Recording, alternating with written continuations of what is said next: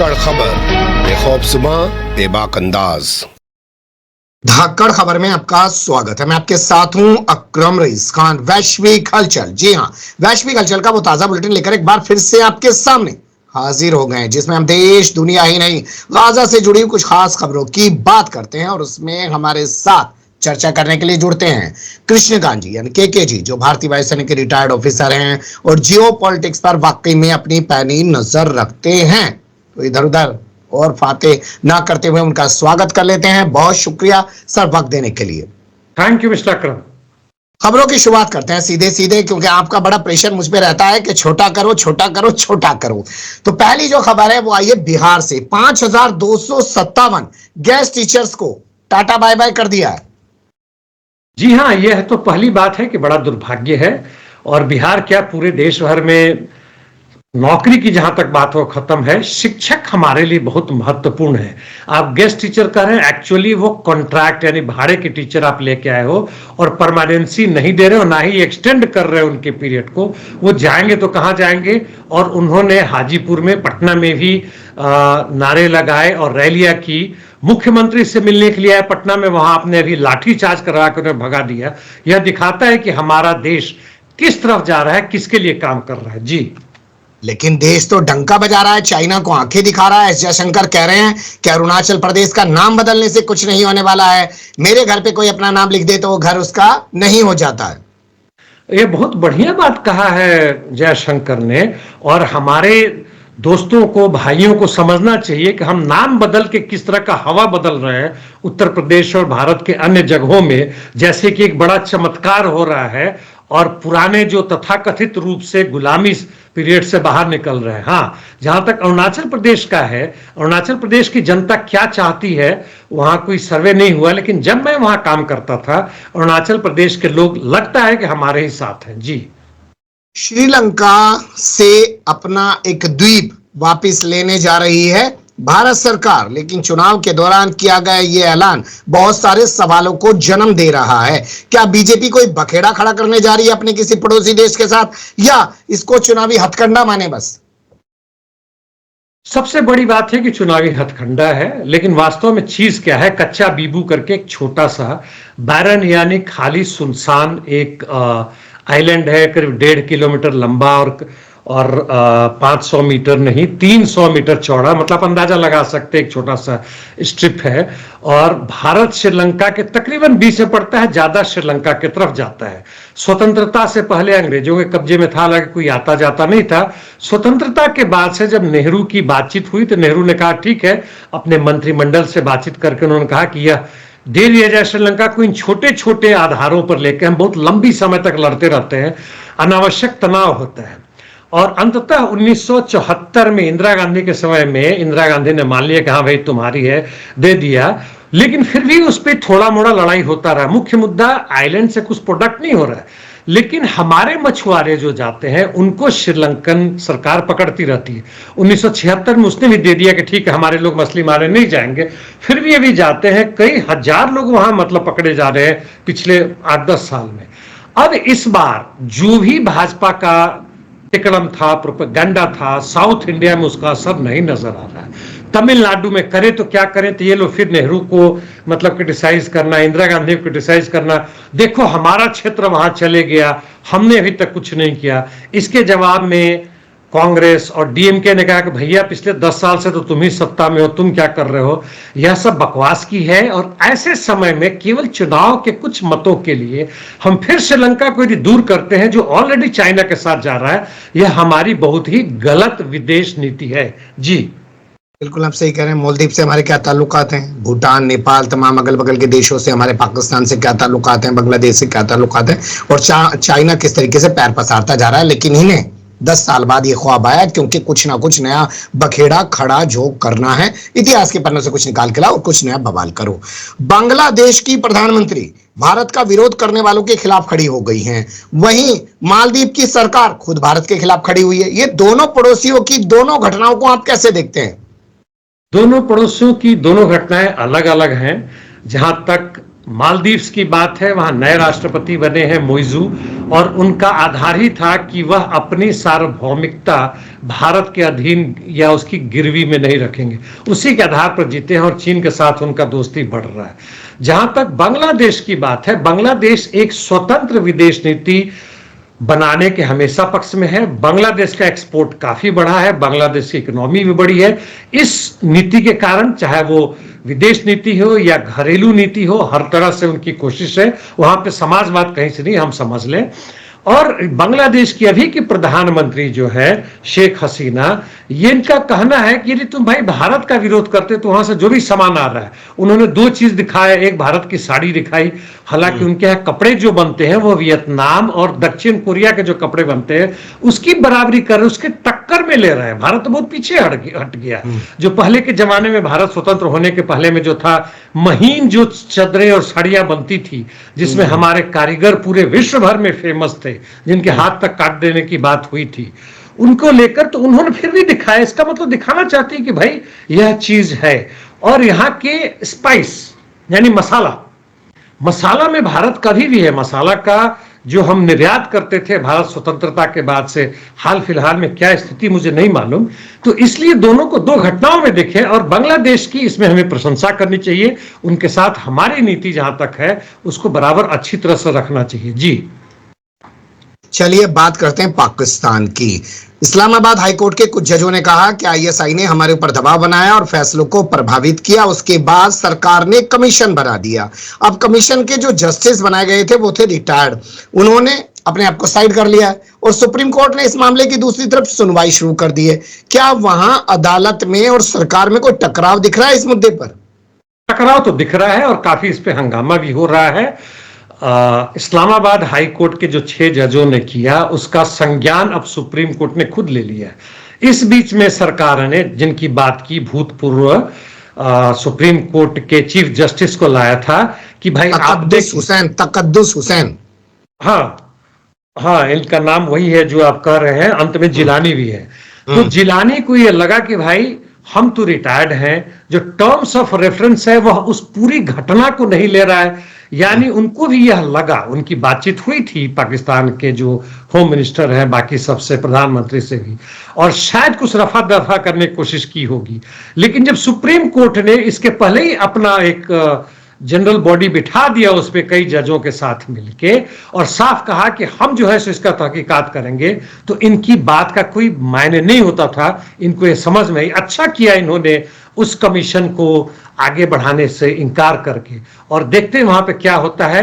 जहां तक supreme court की बात है, लगता है कि काफी ताकतवर लोग हैं, काफी हिम्मत वाले जजेस हैं, और जरूर कुछ न कुछ नया चीज आएगा जिसमें एक्सपोज करेगा केवल पाकिस्तानी सरकार नहीं, बल्कि किस तरह वहां काम करती है और किस तरह से सीआईए वहां काम कर रही है। जी सरकार का यह कहना है कि पीटीआई ने जो हो हल्ला सोशल मीडिया पे मचाया उसकी वजह से जो जस्टिस तकद्दुस हुसैन जिलानी है उन्होंने अपने आप को कमीशन से अलग कर दिया, और सुप्रीम कोर्ट इस मामले की जांच कर ही नहीं सकता, उसके पास अधिकार ही नहीं है। सरकार तो कहेगी, सरकार के अब हाथ पांव मतलब वो हो रहे हैं, ढीले हो रहे हैं, उनके थरथरा रहे हैं, इसलिए वो सब कहेंगे। जहां तक पीटीआई या बाकी सब की बात है, तो विपक्ष क्यों नहीं हंगामा करेगा? इतना बड़ा मुद्दा मिला है, तुमने उनके नेता को जेल में डाल दिया है, तो ये तो होगा ही होगा। हाँ, by the way, Imran Khan के ऊपर जो 15 साल या 10 साल जो था, 14 साल की जो सजा सुनाई गई थी, उसको भी इस्लामाबाद हाई कोर्ट ने अभी के लिए खारिज तो नहीं किया है, लेकिन कहा है कि उस पर रोक लगा दी है कि उस पर आगे कार्रवाई नहीं होगी। हालांकि अभी इनको जेल से मुक्ति नहीं मिलेगी, क्योंकि आपस में जो उन्होंने शादी की है, जो उनकी बीवी है बुशरा बीबी, उनके ऊपर जो आरोप है कि आपने गलत तरीके से शादी किया है, अजीब वो गरीब स्थिति है पाकिस्तान की भी, तो उसके कारण अभी जेल में रहेंगे। देखते हैं कब तक रहते हैं। जी बिल्कुल आप सही कह रहे हैं कि साइफर केस में और बुशरा बीबी से जो उन्होंने निकाह किया इद्दत के दौरान ही, उस पूरे मामले में जो उनको सजा हुई है उसके चलते वो जेल से नहीं आ पाएंगे। इस्लामाबाद हाईकोर्ट ने सजा पर रोक लगा दी है, जमानत भी दे दी है उस प्रकरण में। अब अगली खबर का रुख कर लेते हैं जो हमारे पास आ रही है ब्रिटेन से। तो ब्रिटेन में बेघरों को अपराधी माना जाएगा। सड़क पर सोने वालों को पुलिस आसानी से हिरासत में ले सकती है। ऐसा एक कानून लाने की कोशिश कर रहे हैं ऋषि सुनक, लेकिन उनकी पार्टी में ही उनका विरोध शुरू हो गया है। सर, यह मतलब हिपोक्रेसी का, पाखंड का हद है। ब्रिटेन दोगलेपन का, जी बिल्कुल यार, अच्छा दिलाया। यूनाइटेड किंगडम यानी ब्रिटेन की बात जिसकी कर रहे हैं, एक तरफ तो वहां रोजगार नहीं मिल रहा है, लोग बाग बेघर हो रहे हैं, शिक्षा की बात तो छोड़ ही दें, स्वास्थ्य व्यवस्था भी नहीं मिल रहा है, जिससे बड़ा जबरदस्त आंदोलन वहां हुआ है। विदेश नीति पर वह यूक्रेन में युद्ध को उन लोगों ने ही, इनके जो पहले प्रधानमंत्री थे बोरिस जॉनसन, वो जाके, जी उन्होंने जाके वहां युद्ध करवाया। और हाल फिलहाल में ये जियोनिस्ट रिजीम को भी मतलब मदद कर रहे हैं हर तरीके से, विपक्ष भी जियोनिस्ट रिजीम के पक्ष में है। अब कर रहे हैं कि बेघर जो लोग हैं वो सड़क के किनारे हैं, उनको घर नहीं है, और इतना हद तरह का भद्दा मजाक कि उनके ऊपर आपराधिक कानून को और तगड़ा किया जाएगा। पहले भी था, ऐसा नहीं था। वेगा बाउंड करके था, जो मतलब बेघर है उनके खिलाफ। अब ये है कि बेघर वाले जो घर है सड़क के किनारे, जो अपना टेंट लगा रहते हैं, उनके घर में भी पुलिस को अधिकार हुआ कि जाकर देखें कि लोग बदमाशी तो नहीं कर रहे हैं, चोरी का सामान तो इनके पास तो नहीं है, कहीं ये टेररिस्ट तो नहीं है।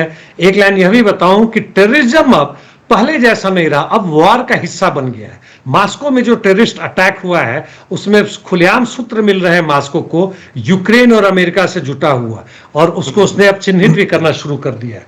तो अब यहां की बात आते हैं तो इतनी बेशर्मी से सुना को उसकी पार्टी कर रहे हैं कि उनके अपने लोगों को, महत्वपूर्ण उनके जो मेंबर ऑफ पार्लियामेंट और मिनिस्टर को है, उनको भी लगने लगा कि भाई थोड़ा ज्यादा हो रहा है, इसको बंद करो, इसका विरोध कर रहा है। लेकिन वो यह नहीं करेंगे पूरे हटा दो, कह रहे कि इसमें थोड़ा संशोधन करो, यानी पुलिस अंदर ना जाए, बाहर से नौकना करके पूछेगी कि भैया तुम्हारे यहाँ चोरी का माल क्या है। एनीवे, यह मैं उसको समझाने के लिए कर रहा हूं, यह कानून में नहीं आएगा, लेकिन ये स्थिति है। जी, मतलब हमारे यहाँ जैसे किया जाता है, अरे नहीं जरा डोजियर भरो, जो ये लोग गाय के नाम पर गोरक्षक बने हुए घूम रहे हैं, सिर्फ उसी तरीके की जुमलेबाजी की जा रही है। बिल्कुल वही है। अब बताइए, जो बेरोजगार है, जो बेघर है, उसकी सजा कर रहे हैं कि सड़क के किनारे दे भीख मांगता है या कुछ कर रहा है। 2500 पाउंड, हद की मजाक है, नहीं तो उठा के जेल में डाल दोगे। जी, अगली खबर का रुख कर लेते हैं। ऐसी मजे की और चोरी चकारी की खबर अमेरिका से आई है। जो बाइडेन के विमान से सामान चोरी हो रहा है, पत्रकारों को चेतावनी दी गई है सर। ये जो है, यह भी मतलब इसको मजाक के रूप में, जो बाइडेन अपना जाते हैं कहीं तो पत्रकारों को लेकर जाते हैं, ना बोलने का अधिकार है ना कुछ है, जो भी है उन्हीं को लेकर जाते हैं, जो विरोधी उनको नहीं ले जाते हैं। अब ये जाते वक्त में हो सकता है कोई बढ़िया सा एस्ट्रे इनको नजर आया हो, चांदी का हो, या कुछ ग्लास उस ढंग का हो जो कि उसके ब्रिम में सोने का लगा, उठा के ले गए अपने उसके लिए कि भैया हम याद रखेंगे कि जो बाइडेन का। अब पत्रकारों को दे रहे हैं, क्या ठिकाना है। मैं कहता हूं भाई, जो बाइडेन के बंदों ने ही इसकी उठा के ले गए अपने घर पे, तो इसका कोई मतलब नहीं बनता है। जो एयरफोर्स 1 की जो जहाज हो सकता है उसके जो कर्मचारी वो भी ले गए हैं कि भैया हमारे घर में, इमेजिन करो 5 साल के बाद से कि हम जो बाइडेन जिस ग्लास से चाय पीते थे वो लाके लाए। तो ये सब बकवास है, इसको न्यूज बनना नहीं चाहिए। तो बेइज्जती हो रही है जो बाइडेन को, और कुछ नहीं है। चलिए, लेकिन शर्म तो आ नहीं रही है, बेइज्जती हो रही हो या ना हो रही हो। शुरुआत करते हैं गाजा से जुड़ी हुई खबरों की। और पहली खबर जो हमारे पास ये है कि नेसेट से एक कानून पास किया गया, और उसके बाद अस्पताल में पड़े हुए नेतन्याहू ने ट्वीट करके बताया कि हमने अल जजीरा को आतंकी चैनल मान लिया है और उसको बैन कर दिया है। प्रेस फ्रीडम की जहां तक बात हो तो मजाक बन ही चुका है। इन लोगों ने 100 से ज्यादा पत्रकारों की हत्या भी की हुई है, और जहां भी कोशिश होता है, केवल युद्ध में नहीं, युद्ध के पहले भी इन्होंने मारा हुआ है। अमेरिकी पत्रकार जो महिला थी, जो लड़ती थी, उसको भी उसके ऊपर पूरा टैंक ही चला दिया था, हमने उसकी बात की थी जी। और जहां तक है, पूरे नेसेट से यानी पार्लियामेंट से पास कर दिए, वहां का पूरा स्टेट जो है वह एक नाजी सरकार बन चुकी है, इसमें कोई संदेह नहीं है। और ये हास्यास्पद इस अर्थ में है कि जो लोग भाग के आए थे, एक नाजीज के खिलाफ एक होलोकॉस्ट हुआ था, भारी जनसंहार था, अब वही लोग अब यह काम दूसरों के खिलाफ कर रहे हैं। जहां तक अल जजीरा की बात है, वह काफी हद तक वहां की सच्चाई को लाता है। इसके भी पत्रकार मारे गए हैं, जेल में भी गए, वहां पर काफी जबरदस्त लड़ाइयां इन्होंने लड़ी है। इसको बैन इन्होंने वहां पे कर दिया है और आदेश दे दिया है। और नेतन्याहू इस तरह से गर्वान्वित हो रहे हैं जैसे कि उन्होंने हमास को हरा दिया है। वहां नहीं चल रही तो यहां इस हंगामा कर रहे हैं। जी, अल जजीरा की भूमिका पर वैसे सवाल उठते रहते हैं सर, आपने भी कई बार सवाल खड़े किए हैं कि यहाँ पर जहां वो मुस्लिम की बात करता है, वहीं वो रूस और यूक्रेन में यूक्रेन की बात करता है, वो निष्पक्ष नहीं है। देखिए, वही मैं इसको फिर से दोहराऊंगा, जहां तक यहाँ की बात है, दूसरे देशों की बात है, भारत में भी खबर जब मैं देखता हूं तो पढ़ता हूं, बाय लार्ज निष्पक्ष है, सही वो देते हैं। लेकिन यूक्रेन में पता नहीं क्यों प्रो अमेरिका बन जाता है। वहां पे उसे यह बात नहीं समझ में आती, वह देखने से इंकार कर देता है कि किस तरह से यूक्रेन की फोर्सेस सिविलियन टारगेट्स पर अटैक कर रही हैं, किस तरह से जो पकड़े हुए बंदी हैं खुलेआम रूप से उन्होंने गोली मारा हुआ और उसको हरास नहीं बल्कि उसको टॉर्चर कर रहे हैं, यातना दे रहे हैं। तो यह थोड़ी सी गलत बात है, थोड़ी सी क्या, काफी गलत बात है। उन्हें समझना चाहिए कि असली दुश्मन कौन है। यदि आप इजराइल के खिलाफ हो तो आप अमेरिका के पक्षपाती नहीं हो सकते हो। जी, पूरी दुनिया में इतने बड़े घटनाक्रम पे मीडिया में सन्नाटा क्यों है? इतने बड़े प्लेटफॉर्म पर को बैन कर रहे हैं वो, तो इसमें खामोशी तो होनी नहीं चाहिए थी। बिल्कुल नहीं, बिल्कुल नहीं। और इसमें जहां तक बात है, पूरी दुनिया में अल जजीरा तो उठाएगा ही। यह सवाल पूरे कम से कम यूके और यूएसए के, भारत में तो खैर मान लेता हूं कि आप कुछ है ही नहीं, आप नहीं कुछ कर सकते हो, और अल जजीरा के पक्ष में तो आप जाएंगे नहीं, लेकिन कम से कम बीबीसी एक छोटा सा वो करके दे देता है, और यूट्यूब चैनल ही बल्कि ज्यादा उठा रहे हैं। सोशल मीडिया में जो हमारा अस्तित्व है, जैसे आपका धाकड़ खबर या बाकी सब है, उसमें इन प्रश्नों को जरूर उठाना चाहिए और दिखाना चाहिए कि कैसे हमारी आवाज लगातार उठती रहे, प्रतिरोध की आवाज को हम बुलंद करते रहें और कैसे उसे दिखाते रहें, ताकि दुनिया के मजदूर, दुनिया भर के प्रताड़ित और शोषित जनता समझ सके कि केवल हम ही नहीं है, और भी लोग हैं जो प्रतिरोध कर रहे हैं, लड़ रहे हैं। जी, बिल्कुल सही बात है, क्योंकि बोलने की आजादी का जो हक है, अगर वो अब छोड़ दिया गया तो अगली पीढ़ियां तो गूंगी पैदा हो जाएंगी।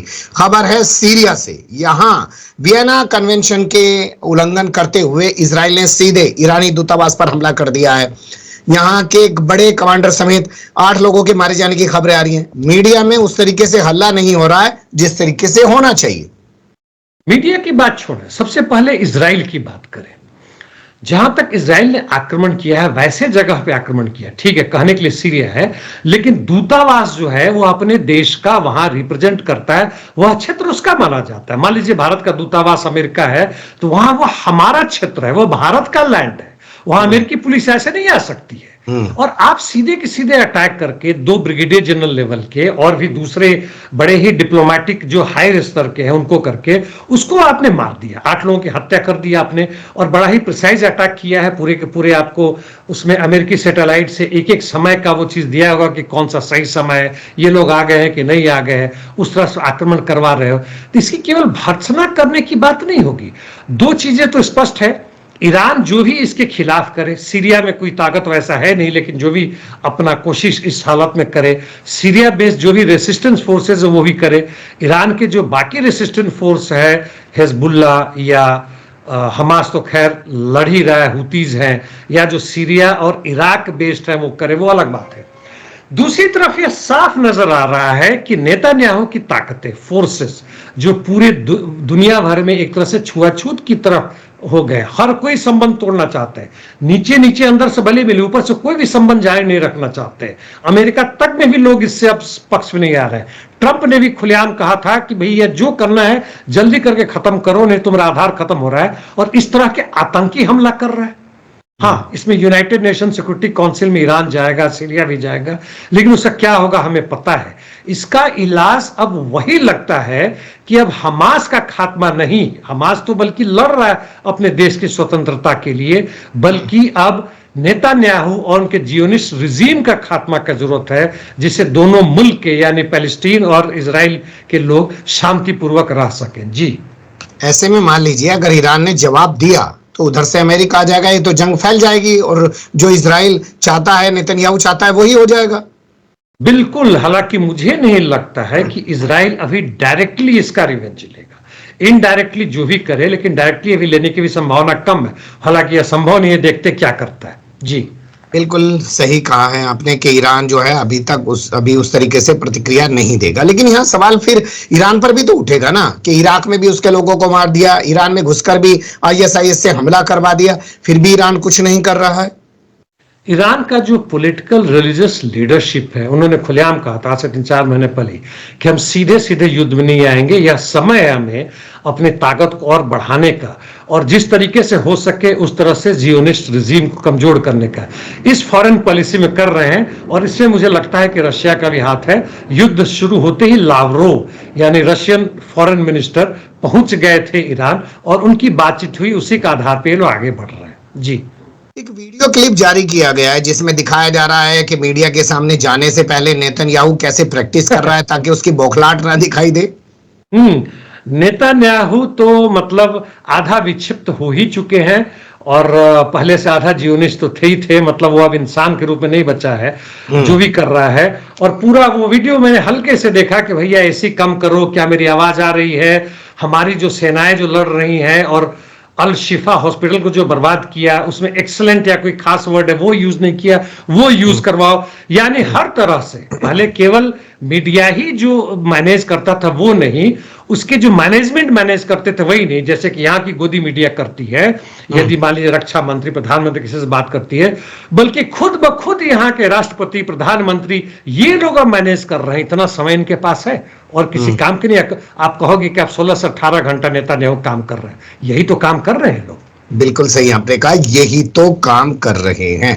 अगली खबर का रुख कर लेते हैं जो हमारे पास आ रही है कि गलत बटन दबा दिया आईडीएफ ने और अपने ही फौजियों पर गोली चला दी। गलत बटन ही नहीं, बड़ा महत्वपूर्ण है। उस समय जो हंगामा हुआ, पहले की बात है, यह 7 अक्टूबर की बात है जब युद्ध शुरू हुआ था और जबरदस्त हुआ था। और ये बातें फिर से इसलिए आई कि यूनाइटेड नेशंस के रिपब्लिकन पार्टी के यानी अपोजिशन पार्टी के एक बड़े लीडर है, उन्होंने 2-3 बातें कही। उन्होंने कहा कि आईडीएफ ने उस हंगामा में, चूंकि इनके पास नहीं पता चल रहा था कि कहां हमास है, कहां हमारी सेना किसे चला रही है, और कुछ सेना इनके आईडीएफ के जो अंदर फंसे हुए थे उन्होंने सोचा कि हमास वाले उस पर आक्रमण किए। एक दो नहीं, कई सैनिकों को मार दिया, अपने ही सैनिकों को। फैक्ट्री साइड यानी भाइयों अपने ही भाइयों को मारा, नंबर 1।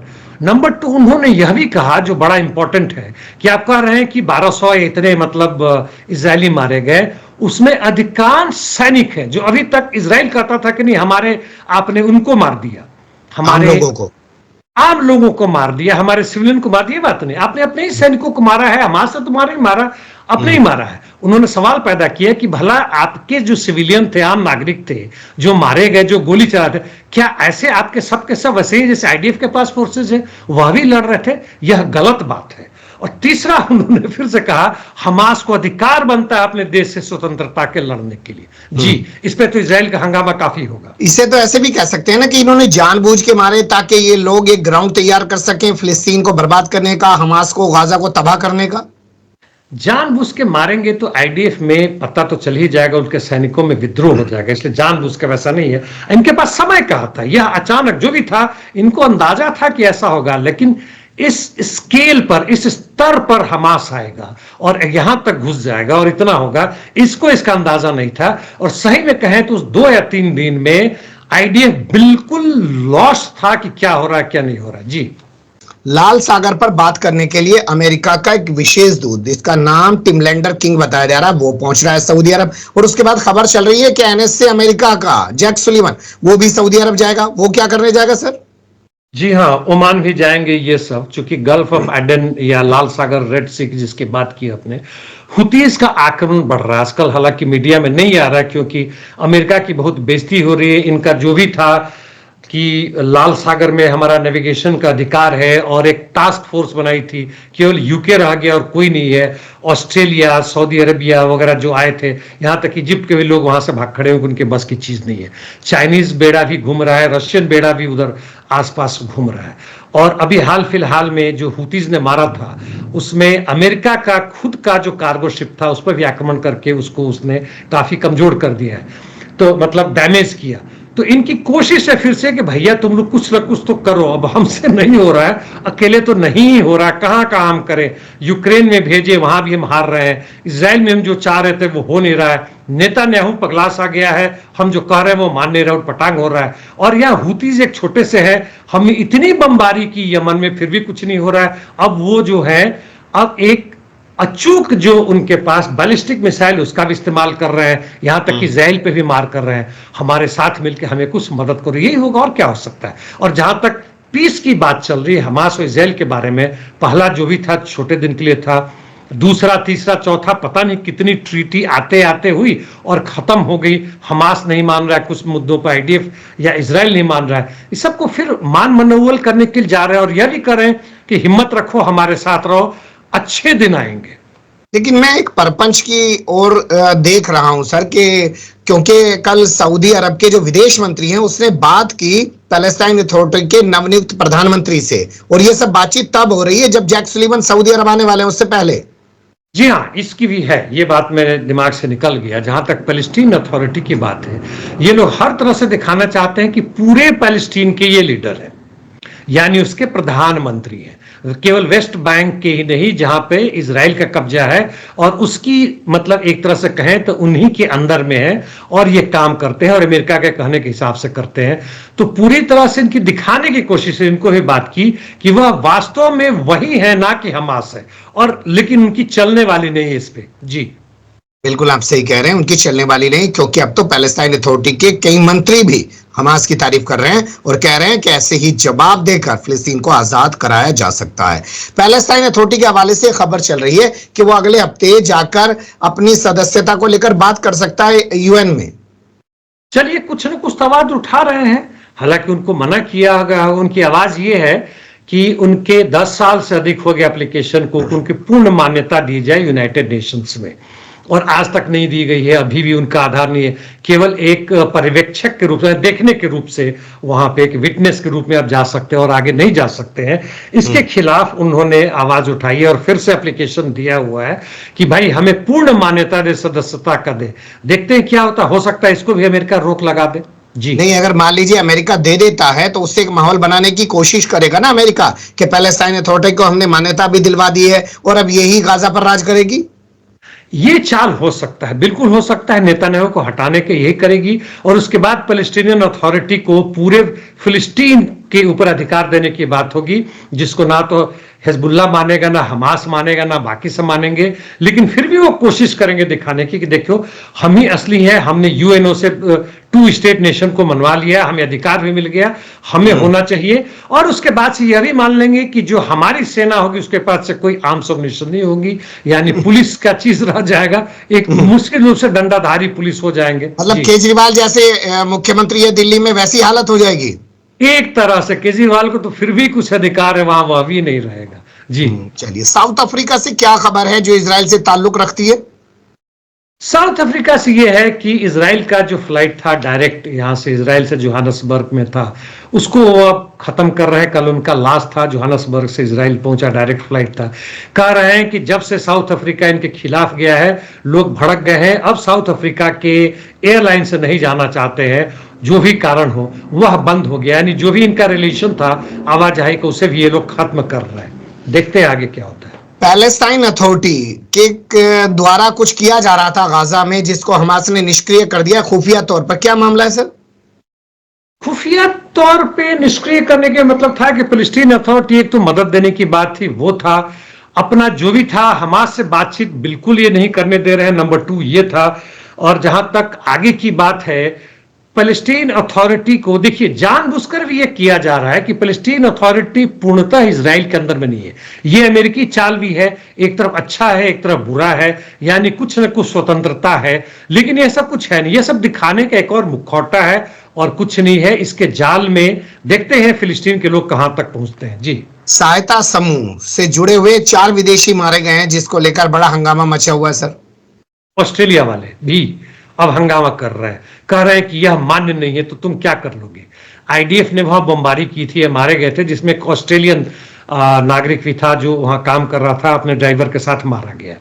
तो भाई ऑस्ट्रेलिया में भी इतना ताकत, ऑस्ट्रेलिया बीच बीच दिखाने की कोशिश करता है कि हम अपने नागरिकों की चिंता करते हैं, हम भी इस विश्व में हैं, मतलब हमारा अस्तित्व है, ऑकस का हिस्सा है, यानी ऑस्ट्रेलिया यूके यूएस का जो प्लान है।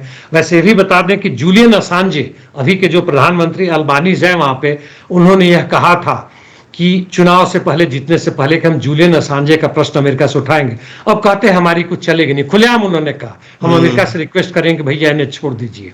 लेकिन यहाँ पे आप ये तो कह सकते हैं ना कि भाई वहां फिलिस्तीनी मर रहे हैं लाखों की तादाद में, हजारों की तादाद में, तब कोई दिक्कत नहीं है, तब आवाज नहीं उठा रहे हो, लेकिन अपना मर जा रहा है तो रोना रो रहे हो। बिल्कुल रो रहे हैं। कहने के लिए तो उन्होंने ये भी कहा कि वह चाहते हैं कि युद्ध बंदी हो जाए। लेकिन एक महत्वपूर्ण बात मैं कहना चाहता हूं कि अमेरिका में जो यूरेनियम का संवर्धन होता है या कहीं भी होता है, उसको कहीं ठिकाने लगाना पड़ता है समुद्र के गहरे उसमें, ताकि उसका रेडिएशन ना हो। मान लीजिए वहां करके वहीं करेगा तो वहां के लोगों को असर पड़ेगा। अब ऑस्ट्रेलिया तैयार हो रहा है, यहां पे तुम उसकी चमचागिरी पूरी कर रहे हो और यहां पे तुम आंखें दिखा रहे हो। मतलब अपने लोगों पे रेडिएशन का असर करवाने को तैयार हैं अमेरिका की चमचगिरी के लिए।